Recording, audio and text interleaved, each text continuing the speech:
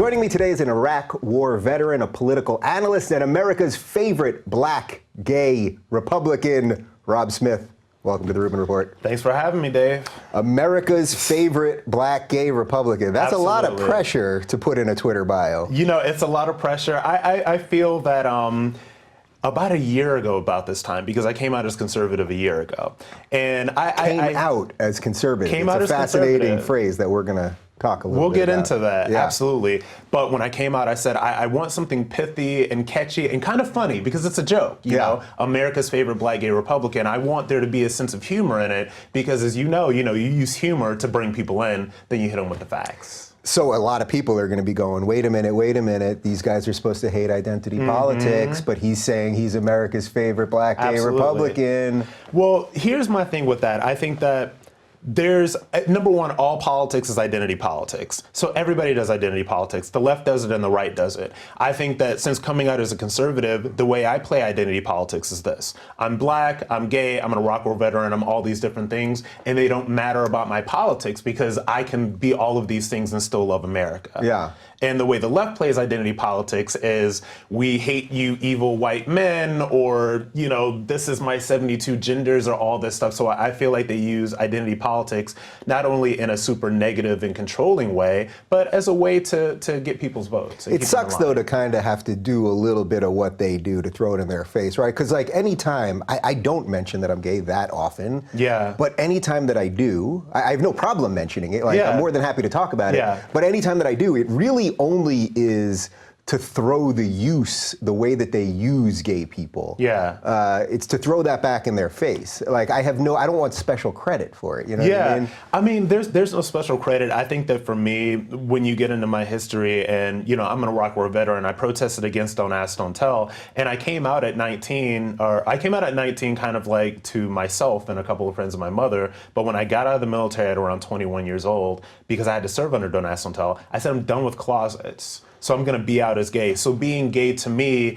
has always kind of been a political act. Yeah. And when I was protesting against Don't Ask, Don't Tell and getting arrested at the White House and doing all these different things, it was always a political act for me to be gay. So even coming out as a conservative and being on the right, and I'm proudly on the right, being gay is still a political act, because I have to go into these spaces and say, I'm gay, and this is why that matters, and this is how we can change the party and change the idea of conservatism to bring more people in. Do you ever find that conservatives have problems with gay people? Because people keep telling me that all these conservatives hate gay people, and I go to events all over the place, all over the country, all over the world, and I meet all of these conservatives. And I'm not saying there are none. Like, I have no doubt there's a certain sect of Bible thumpers, obviously, that still do. Or some people that have different religious beliefs. You know, Ben Shapiro, from an Orthodox Jewish perspective, not thrilled with gay marriage, but now takes a libertarian approach to civilly, which I'm okay with. I don't need him to bow to my beliefs. But I don't find that there's any real pushback against gay people from conservatives anymore. I just don't see it. This is what I've seen, and I've seen very, very little in the way of people having some problem with me being gay.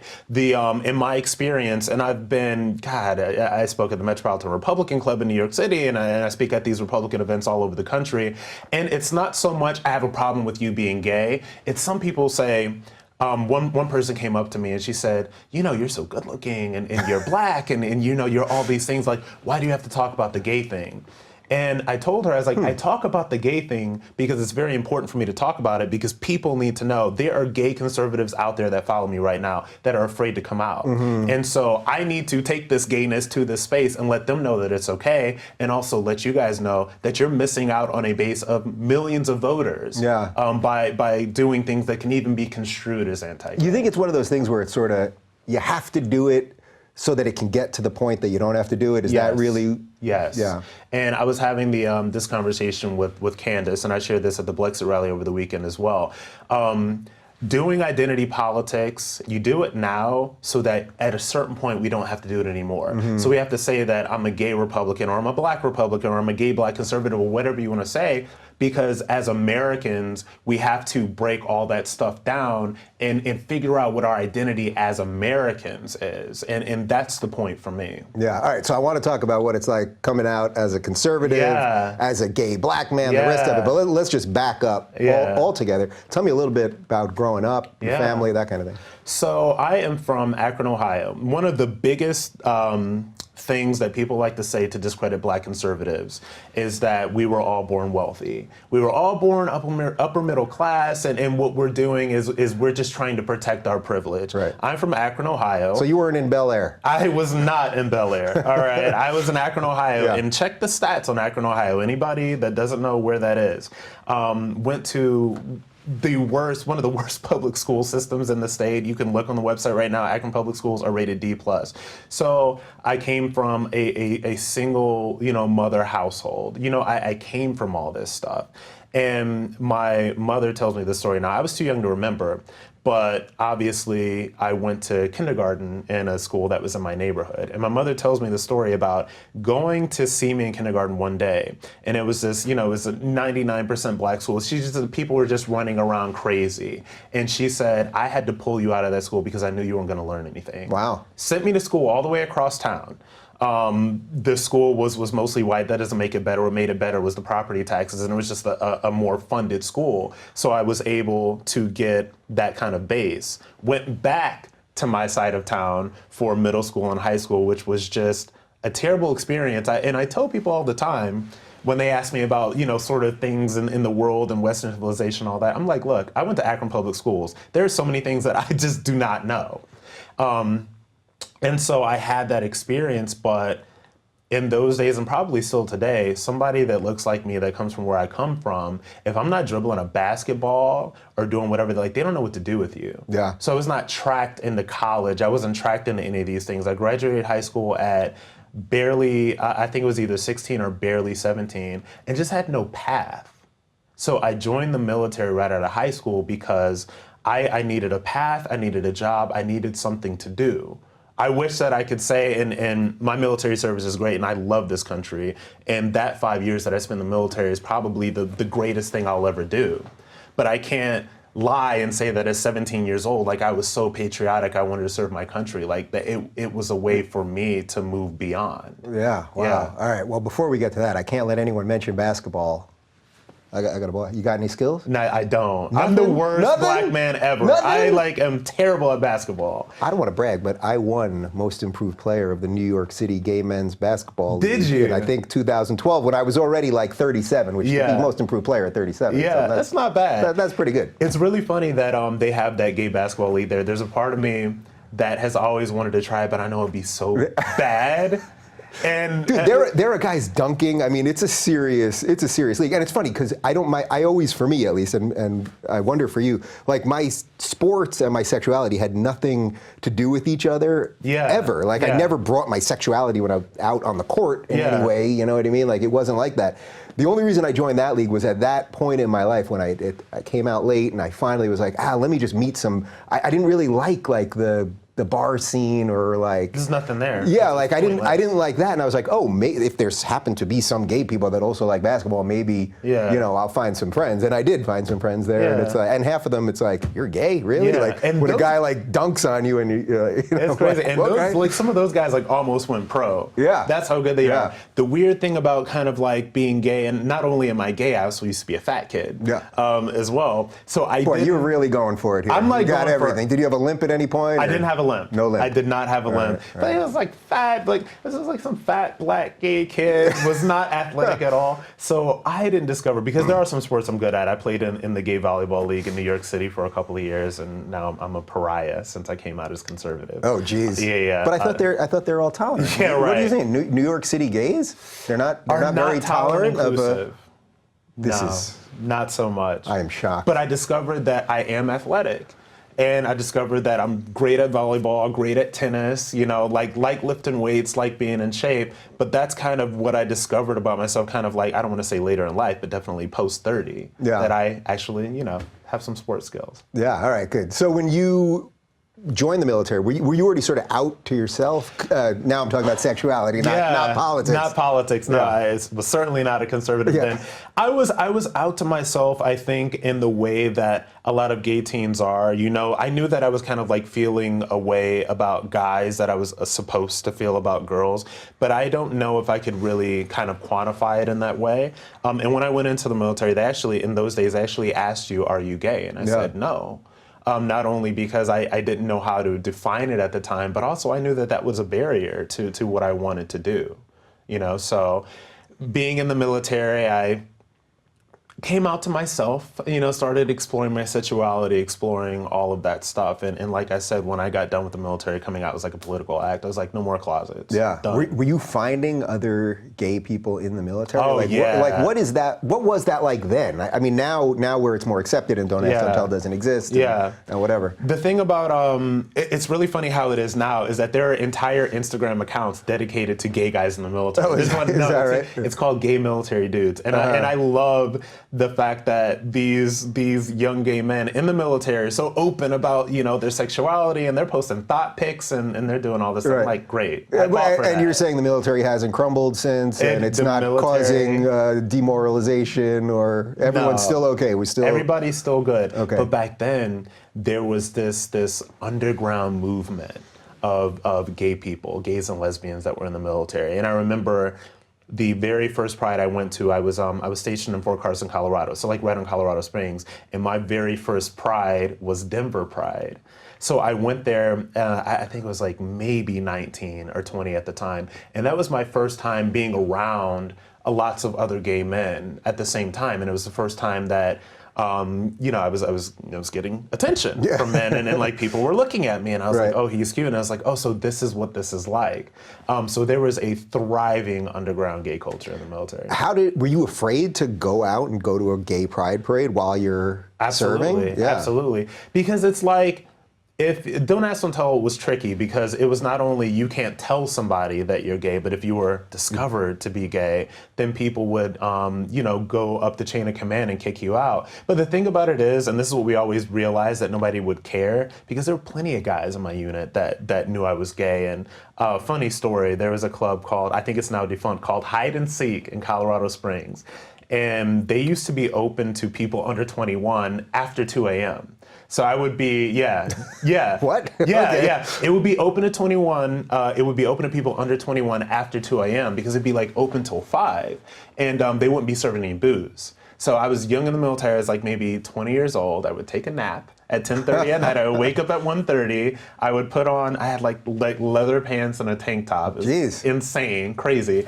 And then drive to Hide and Seek and dance all night. And it was it was a more gay crowd, but it was mixed as well. And I saw a couple of my sergeants there. Wow. One time at the club. And they saw me. They saw you, and they saw me, and they saw me, and they were like, okay, this is interesting. And they saw me kind of like dancing with some redhead and, you know, feeling my oats. You know what I mean? Feeling myself. But I remember being terrified that weekend that they were going to out me, that they were going to like tell my superiors or whatever. It never did. Well, but you had it on them too, right? I mean, no, they weren't gay.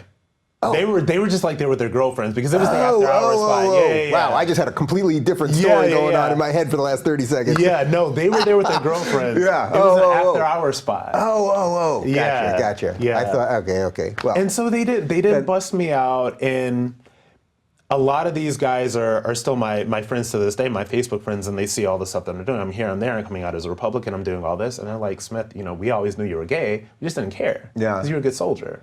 So I know what most gay people feel about being in the closet, just how you can be as a person. It's just, you know, you're. I always felt like I was like lying all the time, accidentally. Like it wasn't even intentionalized. People would ask me something, and I could immediately, you know, where were you last night? And I could just lie without thinking. You know, it's a really twisted, dark. It's not fun to think back on that kind of thing. Not.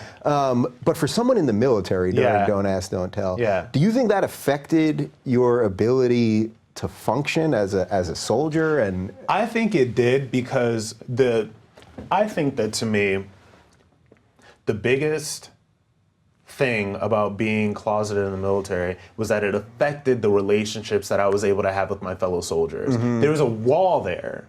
And if I was able to just be gay and nobody cared, that wall wouldn't be there. And it's so important when you're serving with people to be able to be close to them, like literally to be able to bring your full self to work. Because not only were we serving together, I mean, we deployed together. You know, I did a tour in Kuwait, I did a tour in Iraq. These are the people that you're with. These are basically your family, and you have to hide a part of yourself. And all the times that they were hanging out or doing things that we could become closer, I was separating myself from that because I knew that there was a part of me that I had to hide. Yeah. And so when I bring all of that stuff now to being gay and being open as a conservative and everything, it is so important for me to be open in that way because I can't have that wall there between me and other conservatives and me and other people in the movement. And the younger conservatives have been like, these kids don't care. Yeah. They don't care. Some of the older ones need to kind of be brought around a little bit, but man, they don't care. Yeah. Do you think it's just because young people somehow have started to embrace a more libertarian view of the world? I mean, it's like we've got sort of, you know, crazy leftism on one hand, which seems to be catching fire all the time and is really pushed on us by the media. But then I see, and I guess it's a little selected by who invites me to these schools, but I see such a strong libertarian like spirit with these kids. Not meaning that they're all politically libertarians at every level, but like they want to live their lives, they want to love who they love, they want to smoke whatever they want to smoke or whatever. And I'm very enthused by that. I think that the generation right now, they really do they just want to let people live. And they want to let people do their thing. They don't care about gay, they don't care about transgender, they don't care about any of these different things. They just want to let people live. And it's really funny, like the conversation I had last night at UCLA, I had an event, and it's so funny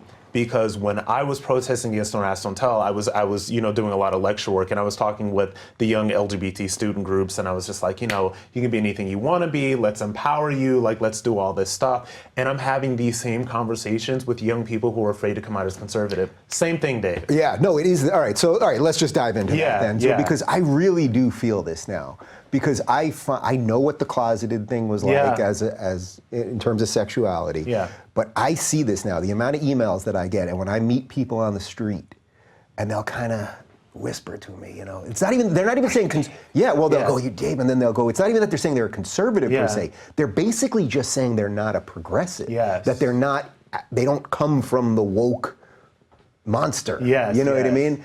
And they're walking around with that feeling that you described a moment ago related to sexuality, where you can't be fully there with someone. Absolutely. And I think there are quite literally, I think there are millions of people in the United States that are walking around in a closeted state, not because they're Nazis or white supremacists or haters or racists, but just because they happen to have either some conservative beliefs or some libertarian beliefs or something like that. And I see it all the time, and I'm sure you probably get 10 times as many messages as I do.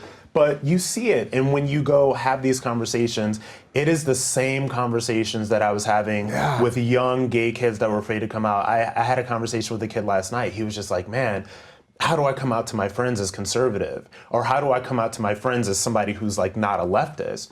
And this is what I always say to them, the real ones will stick around, the fake ones will go. I promise you that.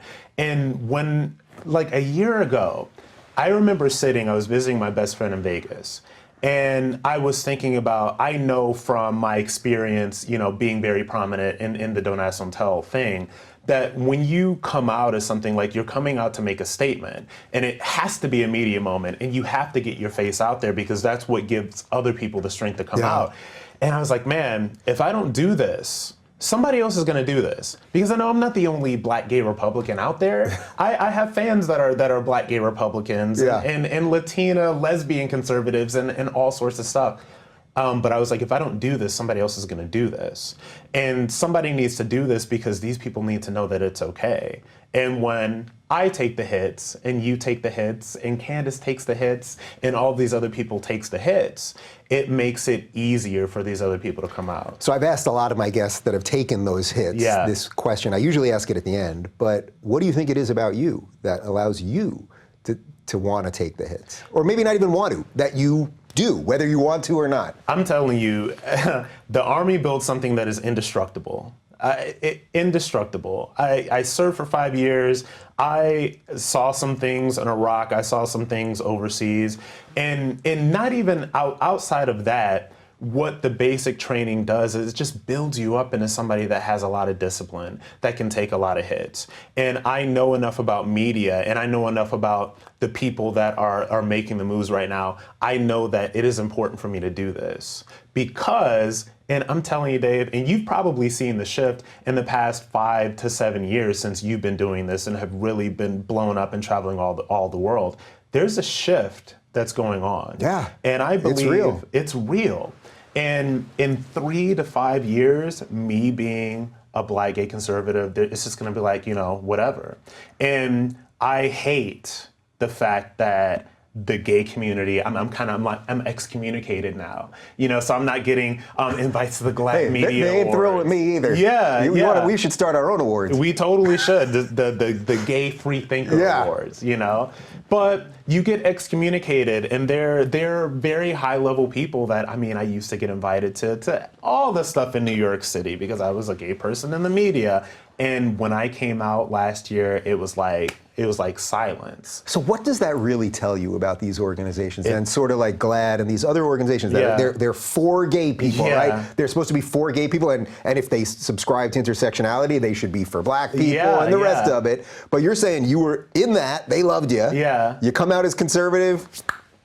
We're done with you. What it tells me is, number one, that these organizations are not for all LGBTQ people. They're for LGBTQ Democrats. Yeah. First of all, these are leftist organizations. People really need to understand this. Like, I know I say it all the time, but I think that because people just think GLAAD is for gay people. Yeah. This is for this and it's like, no, that's not really what's going on here. That's not what's going on. It really takes work to get people to fully understand why that is true. And there used to be, and we talked about this a little bit before we started filming, there used to be a part of me that wanted nothing more than to be kind of like a gay celebrity. Like, I get to go to the GLAAD Media Awards, and I get to go to the HRC red carpets, and I get to be, and now I realize that what I'm doing right now is so much bigger than any of that stuff.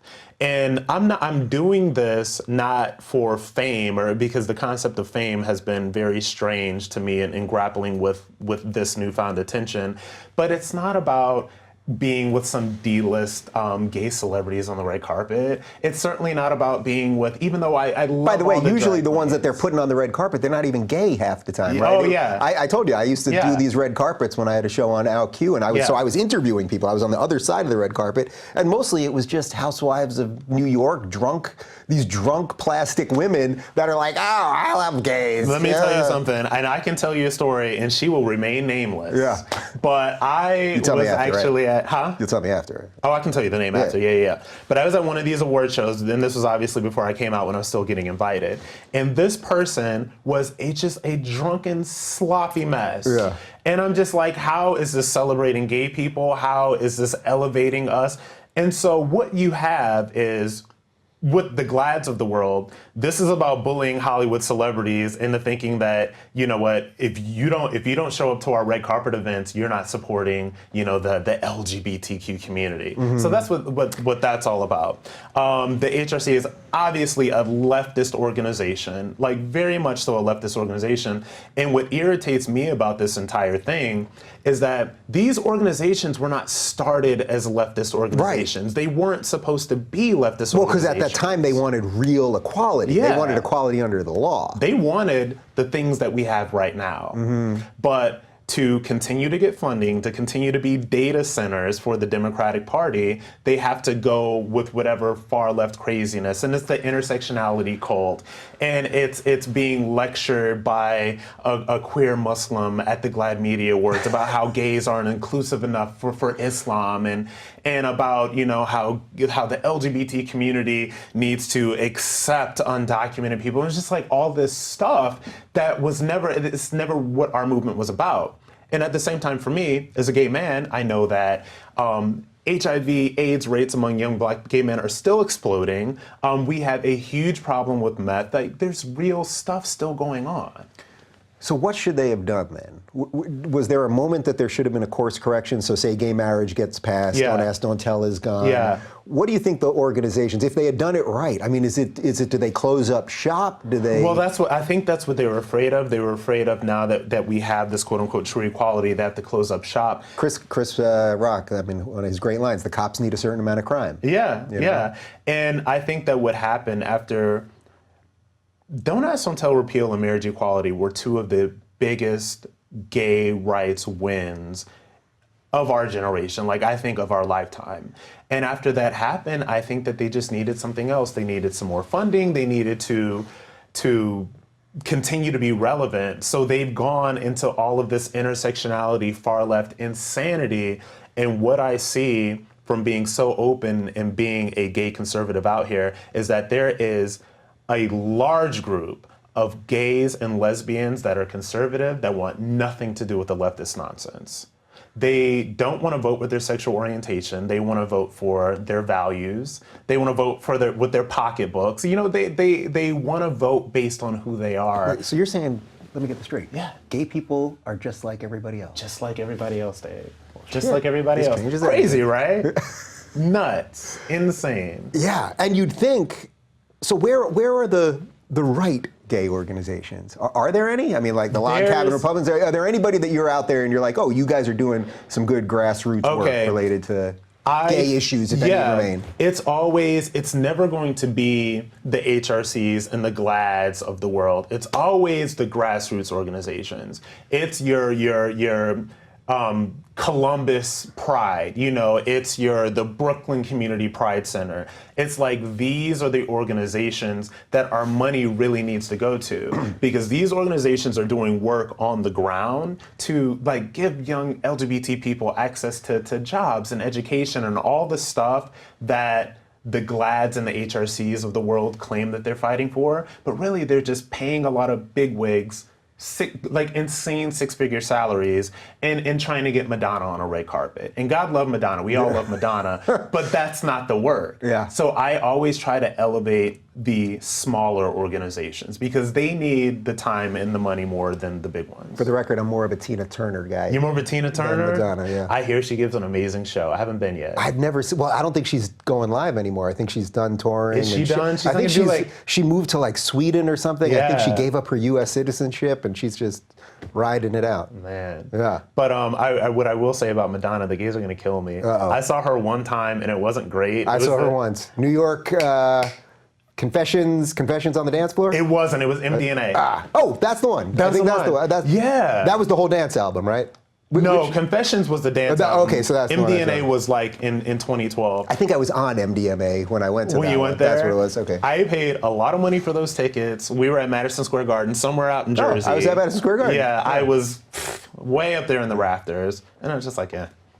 I'll wait till the farewell Vegas tour where she finally does all the things that people want to hear. Right. Well, age-wise, she's getting there. Yeah, but she keeps it together. She keeps it together. She does. All right, let's talk a little bit about, I've heard Candace talk about how most black people actually are conservatives, but they sort of don't know it or they can't accept it because of the way the media has treated black people, that the default position is you must be a Democrat. Yeah. Do you sense that? I sense that. And to get into that, you really have to understand how deeply entrenched this idea that black people have to be Democrats is. And I said this a little bit on the Vice thing that I did. We have black celebrities, entertainers, ball players, athletes, from the top of the charts to the Insta thought with 10,000 followers. These are all people that are pushing leftists. They're pushing leftist tactics. And black people, we, more so than I think other races, we look for representation in media and we look for representation in pop culture. And these are our heroes. These are the people that we want to be like. And that's one of the reasons why this idea that we have to be on the left is so firmly entrenched. So why do you think that is, looking for it sort of elsewhere? Do you think that has something to do with black family and some of the stuff that Larry Elder would talk about? It has everything to do with what Larry Elder is talking about. Larry Elder will tell you, and I'm pretty sure he did, that the number one Larry issue... Elder kicked the shit out of me. Yeah. That's what woke me up. Yeah. But Larry Elder will tell you that the number one problem in the black community is black fatherlessness, right? That we don't have men in the homes. And so when there's not a man in the home, when there's not a man to raise that young man in the home, they look to athletes, ball players, the Colin Kaepernicks, whoever. And so when Colin Kaepernick, just to give an example, is some kid's hero, right? And he sees Colin Kaepernick taking a knee for Black Lives Matter.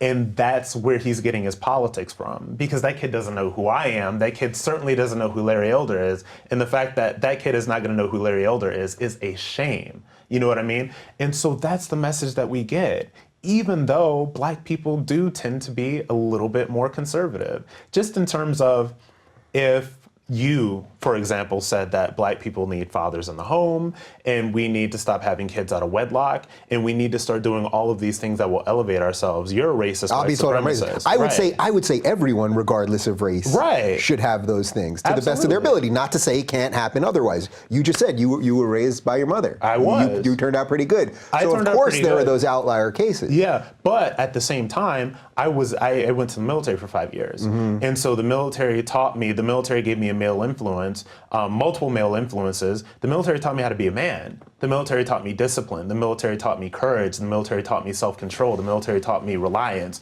All of the things that a father is supposed to teach you. And so now, me as a gay black man saying these things, if you're a white person, you're a white supremacist, you're whatever, but I'm... Sorry about that. I'm the coon, I'm the Uncle Tom, I'm whatever. And there is this very huge movement of very far left gay black men who, it seems like they have these large online platforms, and it seems like their entire goal in life is to just tear down straight black men, or tear down the idea of masculinity, or tear down the idea that our boys need men in the homes to teach them how to be men. So they want to tear that down. And when I look at their platforms and I look at the things that they say, and sometimes they come after me and I ignore it, because none of those people are my enemy. There's nobody that is out there that's a public figure that looks like me that is not my enemy. That is my enemy. These people are not my enemy. But when I look at the platform that they have, I say, you have so many people listening to you. Why are you always preaching divisiveness and hatred? Why are you trying to tear down black men? We should be lifting each other up. We should be empowering each other, because, our community needs it. Yeah. Well, it seems to me that mostly, and it's not just with, say, those black men, but anyone that buys in to the far left ideology, they want conformity at the end. There is some sort of, as I say all the time, Peter Boghossian, who's been on the show many times, calls this postmodern ideology a secular religion. And they don't want apostates. And they especially don't want apostates that look like you. That's crazy. I've never really heard that. I mean, I've talked about that idea in some of my lectures, but I've never heard it said quite like that. Because this is my thing. And one of the best things that happened for me over the past year is that I found religion and I found God. Because I will tell you, and you probably know, and I don't know what your religion is, but for me, there's a lot of people that are running after Twitter followers and fans and Instagram followers and fame and money and all this other stuff, and there's not an amount of Twitter followers or fame or any of that stuff that is going to fill that hole that you're looking to fill. And you mean Twitter followers don't fill the existential void? Is that what you're telling me? They do not. And the black hole of existence is not filled by Instagram likes? It is not. Jesus. And you've got 10 times my following. And when things started taking off a little bit last year, when my life started getting bigger, in some other ways, I had to make things smaller. And so I made my circle smaller, and I tried to get closer with my husband and my best friends, but I also found God. And it is. Were you not religious before? Or were you specifically not a believer before? Or? No, not at all. I was raised in the church, African Methodist Episcopal. So the AME church, I was there, and when you're young and black in the church is a full, an all-day event. I'm there at 10 a.m. for Sunday school, and then you do the service, and then it's 2:30 dinner. You're not out of there till after dark. But I think that in my first 11 years in the city, when I was kind of doing some of the Don't Ask, Don't Tell activism and trying to find my path, I was looking for fulfillment in all of those things that I told you before. And when I started getting those things, I realized that not that it wasn't enough, but there needs to be something else to ground me.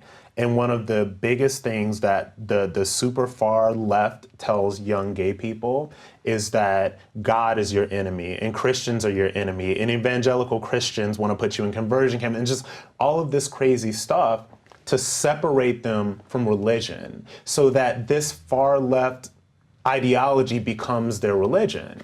And I say that, you know, God is a gift in my life right now. And I say that, and I'm not embarrassed by that anymore. And I don't feel like that's something that I should be ashamed to talk about, even as a gay man. Somebody described me on Twitter, and I think it's funny, and they said, former military leftist turn right-wing Bible-thumping Trump-tard. And I thought that's a lot of words. I thought that was hysterical. Yeah. I showed that to my husband. We both cackled. I don't hear you Bible thumping. No, I mean, I'm not. You may be a Trump tard and a, you know, blah, blah, blah. Yeah. Right wing Trump tard.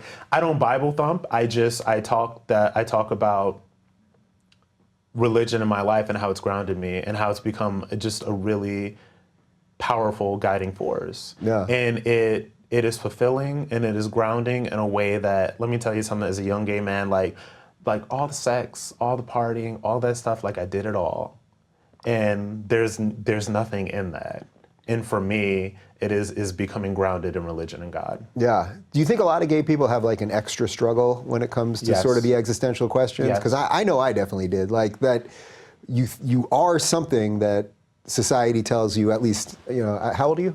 Huh? How old are you? Huh? Am I allowed to ask how old you are? Did I just get to the one question that I can't ask? That's the one question you get. I'm in my 30s, Dave. You're in your 30s. Wow. Wow. Yeah. All right, so that's how it is. Well, I, as an elder, I am 42 years old. Okay. So, you know, when I was in, say, high school and college, you know, this is way before gay marriage. This is way, you know, during Don't Ask, Don't Tell. And I never really saw sort of a functional future. It's not that I saw a dysfunctional future. I just saw no future. I was just like, I'm now, and I'm just going to keep living now. Yeah. So, something like that. Yeah. But I do think for a lot of gay people, it causes like this weird belief schism or something like that. So it's interesting to hear that just in the last year, you've come back to some of this stuff. And I think a lot of people have, by the way. I think they are, and I want them to. And it's like, so we tell I guess, I don't want to say right-wingers anymore because I guess I'm a right-winger now. Yeah. But they always say that, you know, you can't call gay a lifestyle because it's my sexual orientation, it's a lifestyle. But there are elements of it that are very lifestyle oriented. The party lifestyle, the circuit party culture, the gay culture, like all of that other stuff. I don't like any of that stuff. Yeah. I like the Golden Girls. Who doesn't like the Golden Girls? I love that's them. Like gay enough for me. You know what I mean? I watch 3 hours of the Golden Girls on a Sunday morning. I'm very happy. But the cool thing right now is that people like you and people like me can reach these young people and they can see something that is outside of all of that messiness. And I come to it as not somebody that judges it, but as somebody that did it all. Now, I never did drugs. Yeah. I was never a druggie. I don't even like smoking weed. They say that people that are a little neurotic, and I'm a little neurotic, they say weed doesn't go well with us, and it doesn't go well with me. Yeah. So I never did the drugs. You haven't found the right indica, but I get it. You're a conservative now. It's too late. Yeah. No, it's not even that, because and it's really funny. I'm like to the right of some people on marijuana legalization, but that's a whole nother issue. Oh, we can go there, but go ahead. But I did all the partying. I did all the circuit parties, and I traveled and kissing boys and having lots of sex. It's like I did all that. And I fundamentally know that there's nothing there. And I think that the problem with reaching these kids right now is that I am like, it feels lonely, because it really does feel like I'm one of maybe 3 or 4 people that like have these large platforms, and obviously you as well.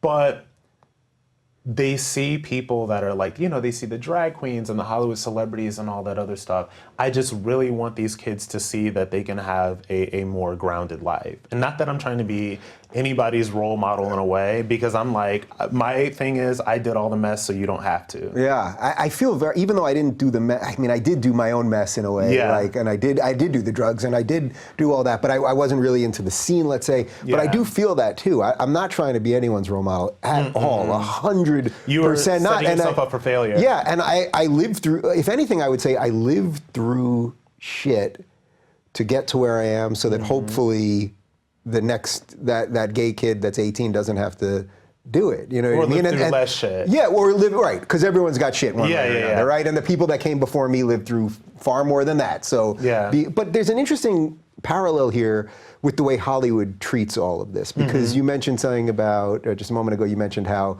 that black culture puts more emphasis on Hollywood and these figures and everything. And I was thinking, like, even just in the Oscars last year, that Black Panther was nominated for an Oscar. Now, I've seen every, I think we're gonna have a little difference here, because I've seen every Marvel movie. I just saw Endgame a couple days ago. Yeah, my husband's gonna make me go see that this weekend. I don't want to say anything right now, but I've seen every one of the movies. I love superhero movies. I love Star Wars. I love all that stuff. Black Panther was a very average movie. There was, in my opinion, there was nothing racist. Yeah, well, for exactly. for shame, racist. Well, guess what? Larry Elder said it too. Yeah, but he's a self-hating black guy, so you just can't win here. But my point is that it was, if within the scheme of superhero movies, that none of them get nominated for anything. Yeah, and that's fine.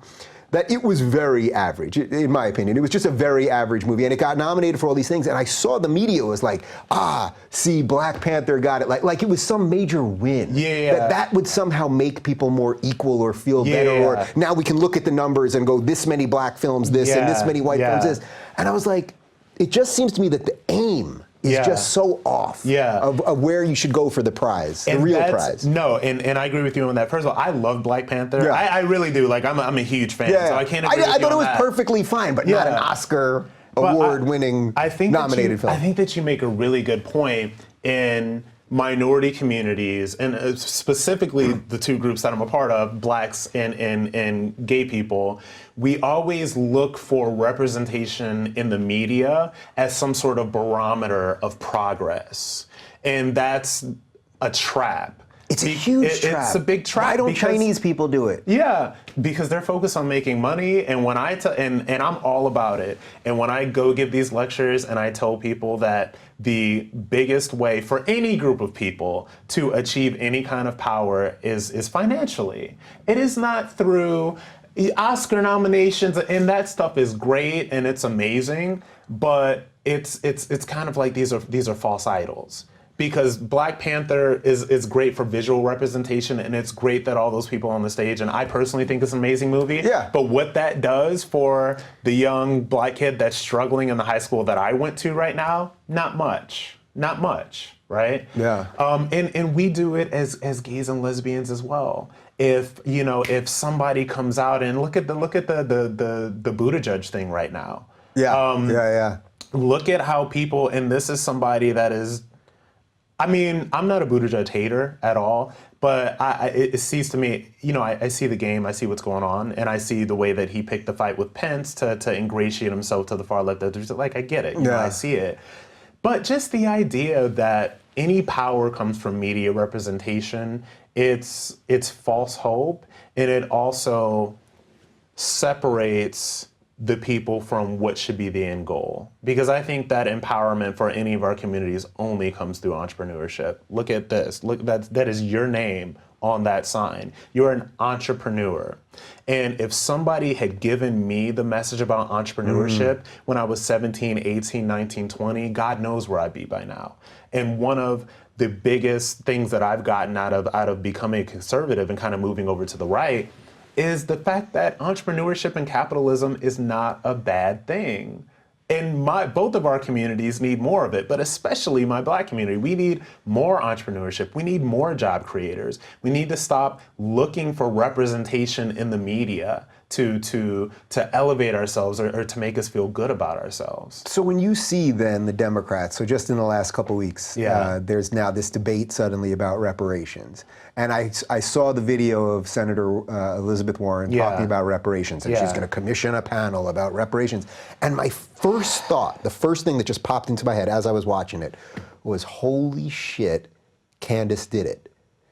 You know what I mean? Like, whatever anyone thinks of Candace, she created enough of a crack in that layer that caused black people to either be completely afraid of saying they're conservatives or just say that they're not Democrats. that now the Democrats are like, oh shit, what do we got left? Here's money. Could you take some money? Yeah, how about some money? In the words of the great Candace Owens, fear and handouts is what they have to offer black people this cycle. And it is no mistake, first of all, that Donald Trump got more African-American votes than the two previous Republican nominees combined. That is just a fact. And it is no mistake that, people say a lot about the Brexit movement and they say it's not real, it's not that. And what I tell people is that you're going to see Republicans make a bigger play for the black vote than you have ever seen before, I think, in the history of this country. And it's not going to come through fear and handouts. It's going to come from talking to the people that are the real job creators and the real entrepreneurs and saying that these policies will help you create. And the fact that reparations is even a conversation right now among the Democrats means that they're scared. I just did a video for Turning Point about reparations, and not to spoil any of that, but none other than Bayard Rustin, who is one of the architects of the March on Washington, a huge civil rights leader, and who, by the way, was black and gay in the 60s. They interviewed Bayard Rustin about reparations in 1969, and he said this idea is ridiculous. And the quote is something like, if my great-great-grandfather, picked cotton, then reparations are owed to him. But he's dead and nobody owes me anything. Yeah. But this is how they're going to try to buy the black vote. It's also just a crazy way of dividing us against each other. I was at a cousin's wedding on my husband's side this past weekend, and was with a young guy who's 21, 22, and he was telling me about how woke it is in college now. This is a kid who grew up, his mother died when he was very young. He grew up, he had no money, bunch of different homes, all sorts of crazy history in the family.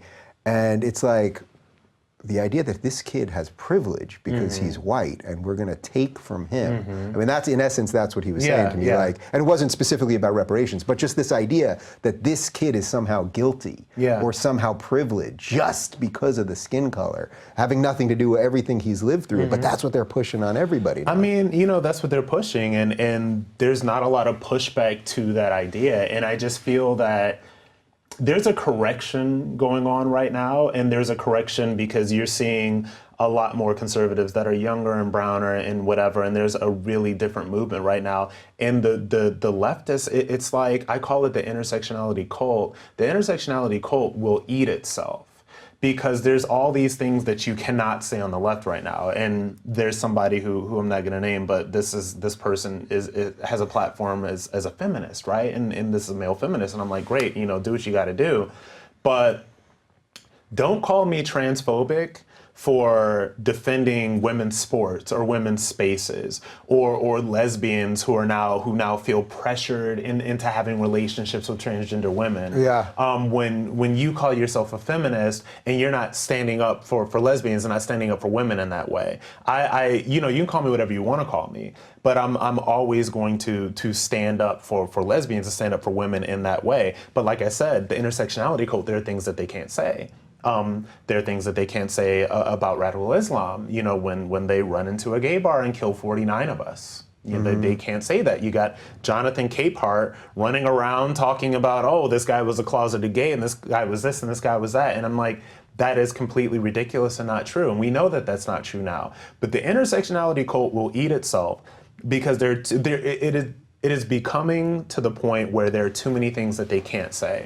So people like you and I have to say the things that they can't say. Is that doubly tough then for you as a gay black man? Because the culture, if we're talking about black culture and gay culture, there's so much humor, richness there, political incorrectness, all of these things. So for someone like you to be fed these ideas that you've obviously rejected now, but to be fed these ideas that would stop you from joking the way you want to joke or saying something politically incorrect or the rest of it, it's like I remember when I would go to gay bars and there would be like a drag queen. Now I was never into it. I thought drag queens were all bad comics. Like, they all struck me as just hack comics. That being said, they would say a ton of politically incorrect shit. They would mock gay people. They would mock everybody. That was the point.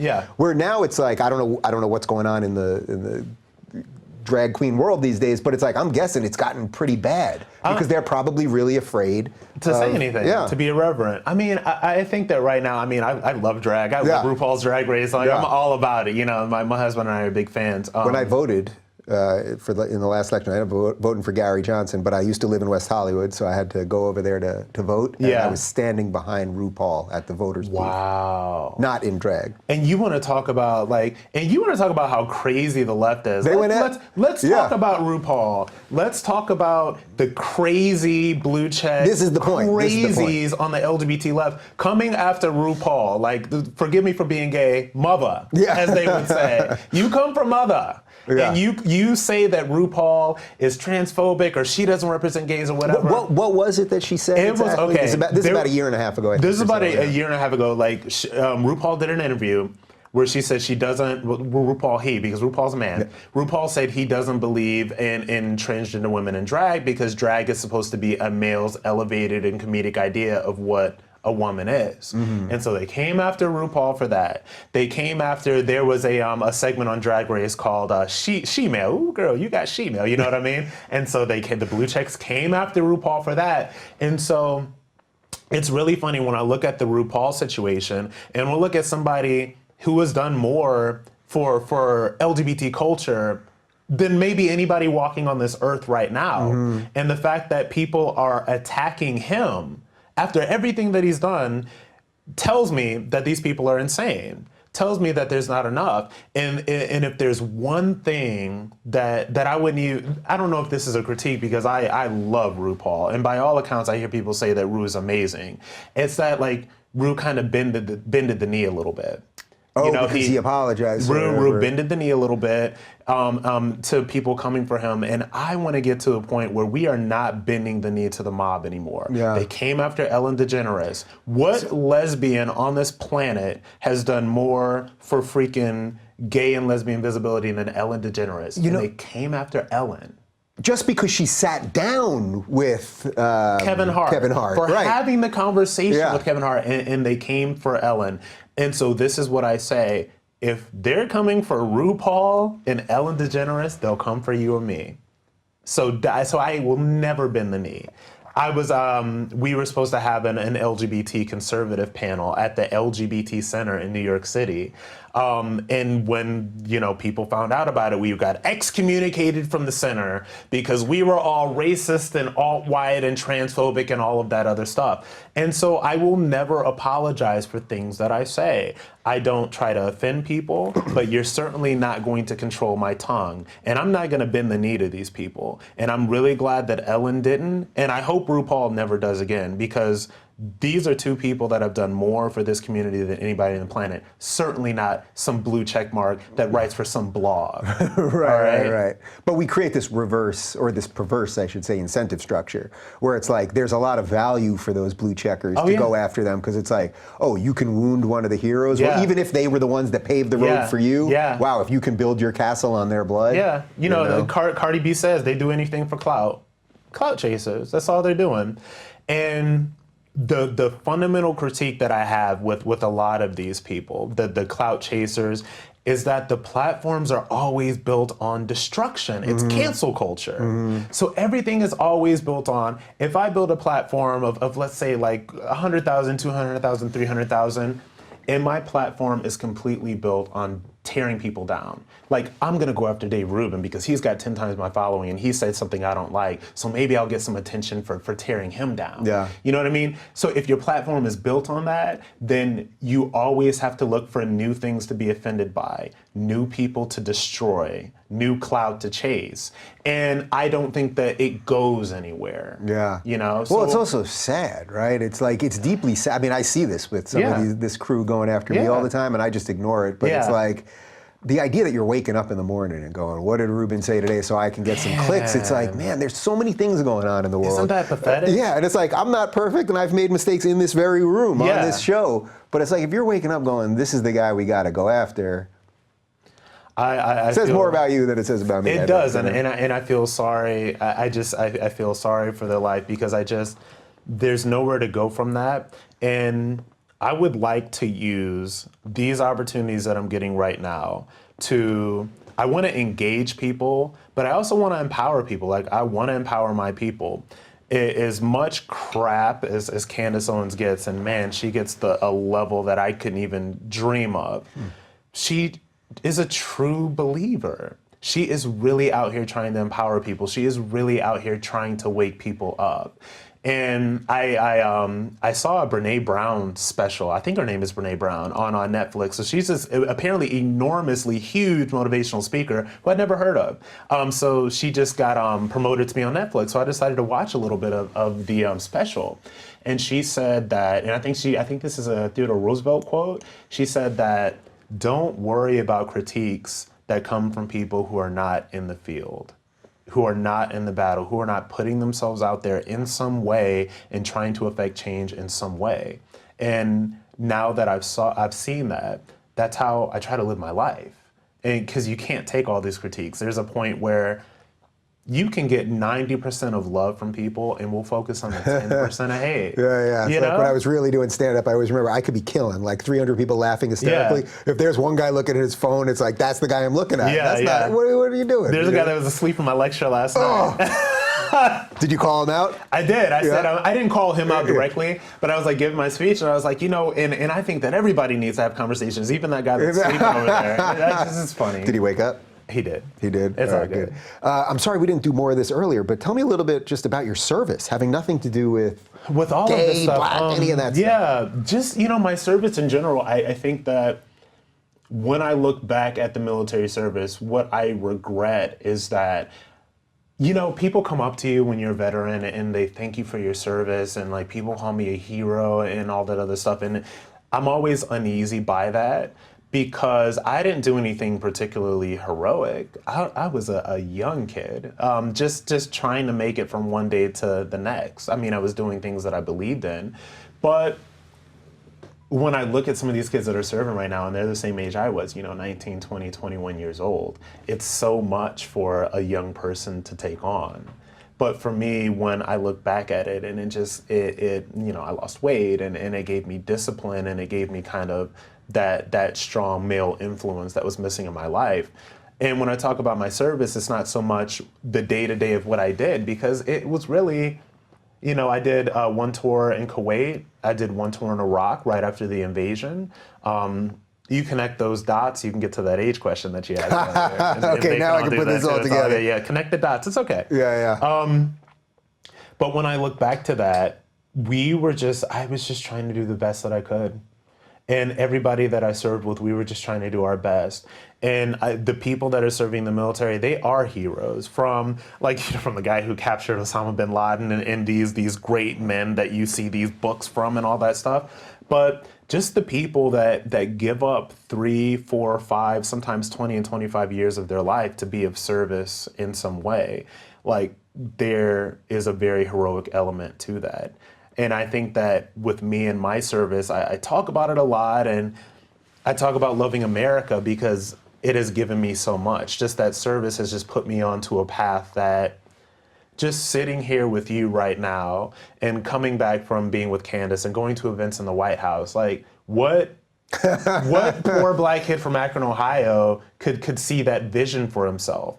And the military put me on the path to doing all of these things. So I don't look at myself as heroic, but I look at all the people that are serving now as heroic. To me, it's very strange. I feel like I'm not giving you an answer, but it's very hard to reconcile who I am now with who I was then, and to see that as anything other than a scared kid doing the best he could, if that makes sense. It does make sense. Yeah. And that feels like a nice ending. Yeah. How do you feel about that? I think that's a great ending.